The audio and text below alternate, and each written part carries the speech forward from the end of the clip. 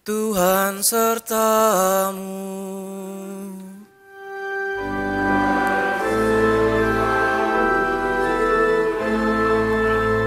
Inilah Injil suci menurut Matius.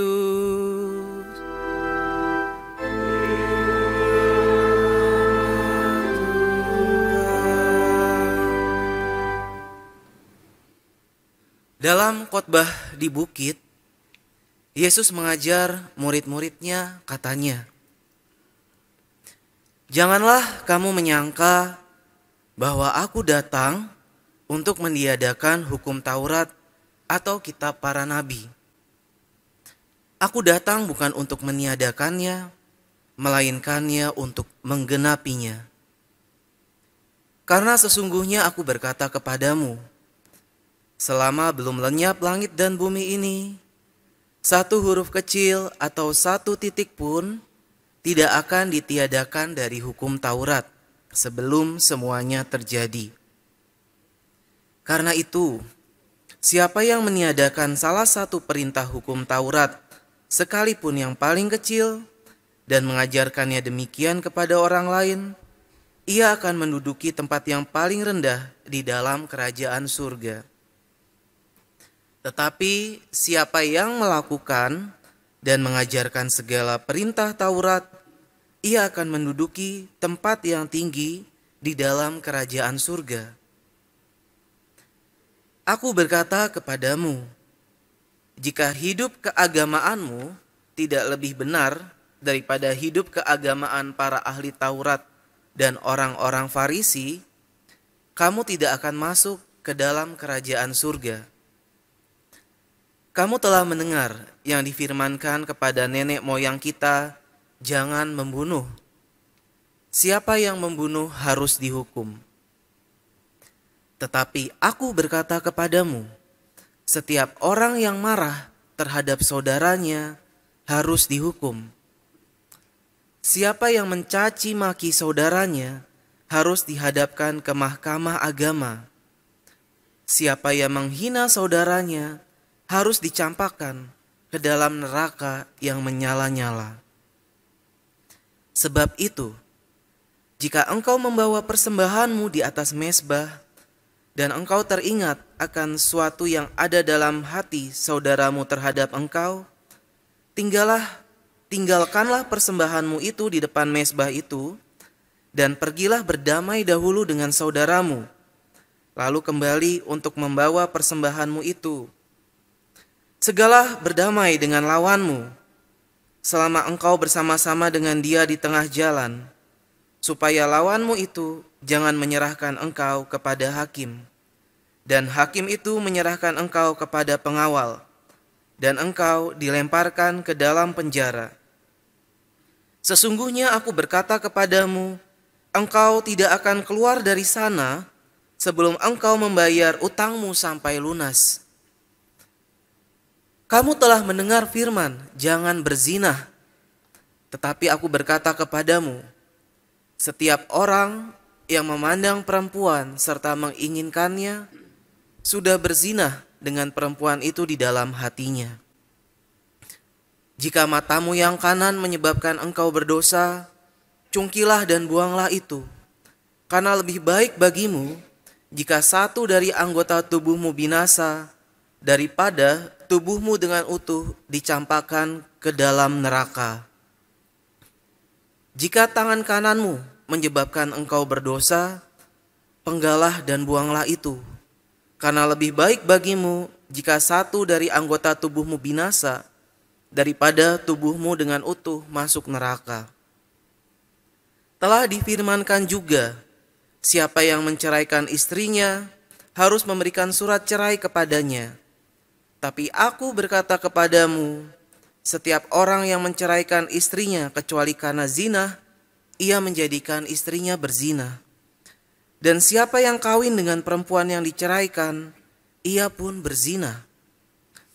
Kamu telah mendengar pula yang difirmankan kepada nenek moyang kita, jangan bersumpah palsu, melainkan peganglah sumpahmu kepada Tuhan. Tetapi aku berkata kepadamu, Janganlah sekali-kali bersumpah, baik demi surga, karena surga adalah tahta Allah, maupun demi bumi, karena bumi adalah tumpuan kakinya, ataupun demi Yerusalem, karena Yerusalem adalah kota Raja Agung. Janganlah juga engkau bersumpah demi kepalamu, karena engkau tidak berkuasa memutihkan atau menghitamkan sehelai rambut pun. Jika ya, hendaklah kamu katakan ya. Jika tidak, hendaklah kamu katakan tidak. Apa yang lebih daripada itu berasal dari si jahat.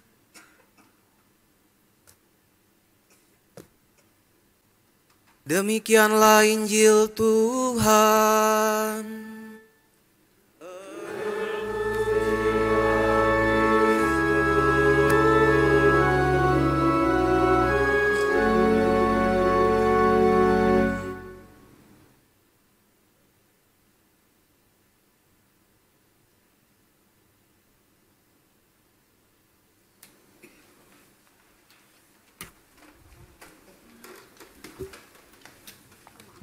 Bapak, Ibu, saudara-saudari terkasih, para umat Paroki Santo Albertus Agung, OMK, Oma Opa, para netizen yang budiman semuanya, selamat pagi. Kehujanan pagi ini? Ya, ada yang iya. Ada yang kebanjiran? Enggak ya. Bapak, Ibu, saudara-saudari sekalian, Oma Opa, teman-teman muda semuanya. Bacaan pada pagi hari ini lumayan panjang ya. Ada 3 bacaan, bacaan pertama, bacaan kedua, Mazmur tanggapan, bacaan Injilnya cukup panjang ya. Bacaan Injilnya itu bercerita tentang Yesus yang berkhotbah di bukit.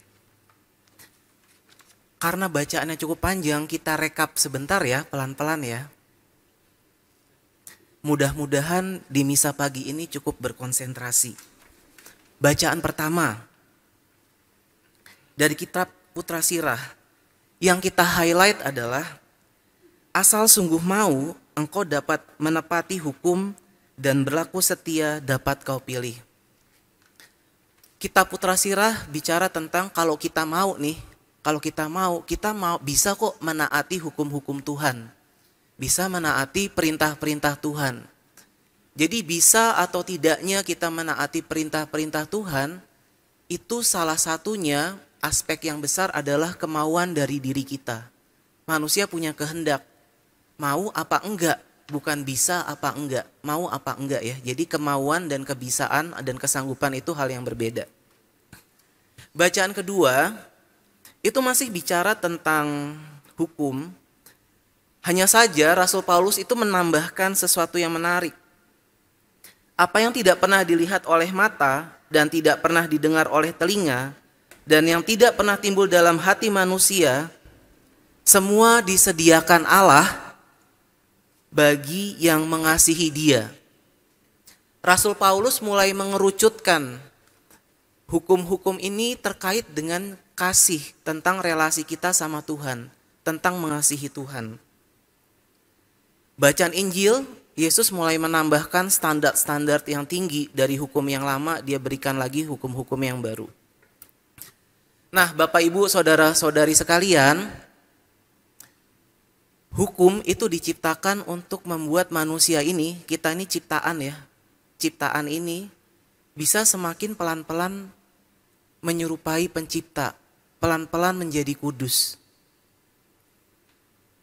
Di sini siapa yang mau jadi orang kudus? Orang kudus tuh dalam arti bukan orang berasal dari Kudus ya, bukan dari Sleman, dari Salatiga. Orang kudus tuh bukan nama tempat. Orang kudus itu maksudnya seluruh kehidupan kita dipersembahkan kepada Tuhan. Uskup kita, Monsinyur Ignatius Kardinal Suharyo juga pernah bertanya seperti apa yang saya sampaikan kepada sebuah misa di OMK. Para OMK gitu ya, siapa di sini yang mau menjadi orang kudus gitu. Persis semuanya hening, tidak ada yang angkat tangan, tidak ada yang mengedipkan suara, mengedipkan mata, tidak ada yang berbicara. Mungkin ya, konsep kekudusan yang di kepala kita dengan konsep kekudusan yang ditawarkan kehidupan Kristiani agak berbeda.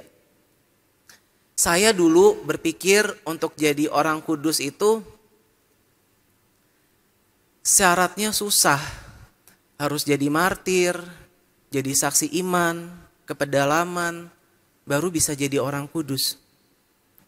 Tapi ternyata makna kekudusan itu seperti tadi yang sudah saya sampaikan, Paulus memberi satu makna yang cukup memudahkan kita untuk memaknai apa itu kekudusan. Apakah benar-benar suci jalannya, setiap kali kita jalan gitu ya, telapak kaki kita tumbuh bunga gitu. Ternyata enggak sesulit itu menjadi orang kudus. Paulus mengatakan kekudusan itu berkaitan dengan relasi kita sama Tuhan, mengasihi Dia. Tadi sudah saya sebutkan, apa yang tidak pernah dilihat oleh mata dan tidak pernah didengar oleh telinga, yang gak pernah timbul dalam hati manusia, itu semua disediakan Allah bagi yang mengasihi Dia. Ini ada lagunya. Apa yang tak pernah dilihat dan tak pernah didengar, yang tak pernah timbul dalam hati kita, semua disediakannya bagi kita semua yang mengasihi Dia. Ada yang tahu lagunya? Ya, saya doang yang tahu lagunya ya. Oke, nanti cari ya di YouTube, ada tuh lagunya. Jadi kekudusan itu tentang kasih relasi kita sama Tuhan, Bapak Ibu, teman-teman sekalian. Kalau kita mengasihi Tuhan, ternyata itu adalah kodrat manusia. Ternyata kekudusan itu bukan suatu tawaran saja, tapi itu kodrat. Kayak ikan ada di dalam air. Ikan itu harus menuruti hukum. Tadi kan kita bilang hukum ya. Ikan itu menuruti hukumnya, dia harus berada dalam air. Habitatnya dalam air. Nah, kita semua ternyata itu dipanggil untuk menuju kehidupan yang kudus. Kenapa? Kalau kudus kita pikirkan itu sebagai kesulitan yang luar biasa, kita nggak akan sampai ke sana. Tapi kalau kekudusan kita pikirkan sebagai relasi sama Tuhan, mengasihi Tuhan, rasanya akan lebih mudah deh. Bayangkan, kita ini ciptaan, tapi kita punya relasi yang bagus, mengasihi, mencintai pencipta kita. Rasanya hidup akan lebih mudah ya, lebih bisa memahami. Misalnya, kenapa aku jual rumah kok nggak laku-laku gitu misalnya. Kalau kita punya relasi, punya cinta dan mengasihi Tuhan, dalam doa kita bisa tanya sama Tuhan, Tuhan kenapa ya rumah kok nggak laku-laku dijual? Oh iya Tuhan, ternyata aku belum siap untuk punya uang banyak. Jangan-jangan aku akan menghamburkan uang-uang ini misalnya. Atau misalnya, kok aku setelah menikah relasiku dengan pasanganku kok tidak sesuai dengan apa yang aku bayangkan ya. Kalau kita mengasihi Tuhan nih, punya relasi yang baik sama Tuhan, kita bisa paham, oh iya ya, pernikahan itu gak semata-mata yang indah-indah aja. Tapi aku sama pasanganku itu sama-sama dibentuk sama Tuhan supaya menjadi pribadi yang lebih baik. Supaya menjadi kenal sama Tuhan dari hari ke hari semakin lebih utuh lagi. Nah, di bait pengantar Injil dikatakan, aku bersyukur kepadamu Bapa Tuhan langit dan bumi, karena semuanya Engkau nyatakan kepada orang sederhana. Sederhana ini harus dikasih garis bawah. Bunda Teresa bilang, kekudusan itu bukan tentang kita membuat perkara-perkara yang besar, tapi membuat atau melakukan hal-hal kecil dengan cinta yang besar. Artinya lagi-lagi hal-hal sederhana. Teman-teman misdinar ini bisa menjadi orang kudus dengan melayani altar dengan hal-hal kecil tapi dengan cinta yang besar. Teman-teman prodiakon, bahkan kita yang di kantoran mengerjakan pekerjaan sehari-hari dengan sungguh-sungguh, dengan berkata jujur, bekerja jujur, itu juga sudah mulai jalan-jalan menuju kekudusan. Yesus memberikan standar yang lebih tinggi lagi di bacaan Injil. Contohnya bahkan ketika kita mau ke gereja memberikan persembahan, tapi kalau di dalam hati kita masih ada perselisihan sama saudara, ada perselisihan sama teman, Tuhan Yesus bilang, Kamu selesaikan dulu tuh urusan sama saudaramu. Tadi kamu masih marah kan sama dia? Kamu masih belum memaafkan dia kan? Coba maafin dulu, baru kamu datang ke aku. Tuhan itu pengen kita semua anak-anaknya damai.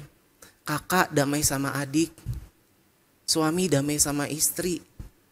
Sebelum menghadap Tuhan, coba dalam hati pelan-pelan, Tuhan, aku mau mengampuni saudara-saudaraku.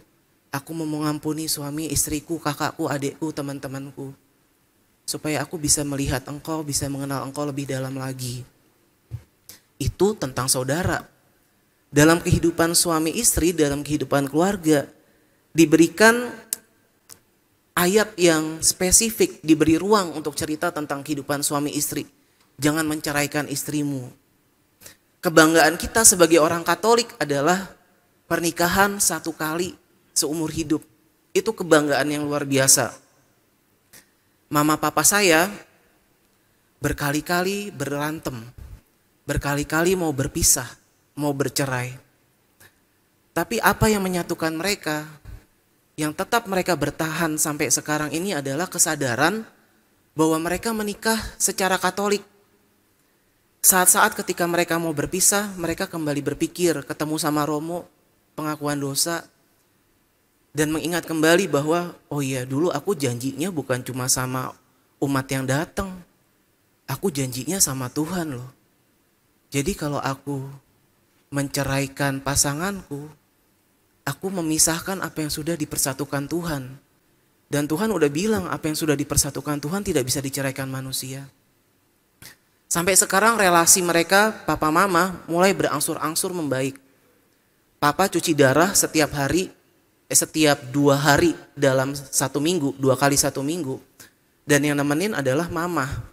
Jadi perdamaian suami istri itu bisa melalui banyak hal ya, bisa dari sakitnya salah satu pasangan, akhirnya pasangan lainnya yang menemani. Kalau mau bertahan dalam perkawinan, kalau mau memaknai lebih lanjut